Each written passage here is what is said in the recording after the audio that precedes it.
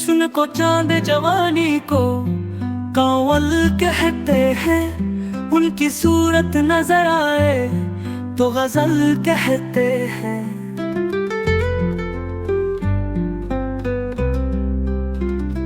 उफ़ो मरमर से तराशा हुआ शफ़ाफ बदन, देखने वाले उसे ताजमहल कहते हैं।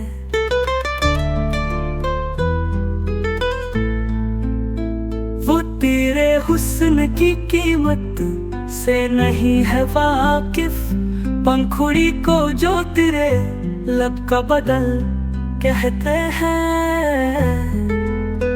पड़ गई पाँव में तक दीर की जंजीर तो क्या, हम तो उसको भी तेरी जुल्फ का बल कहते हैं।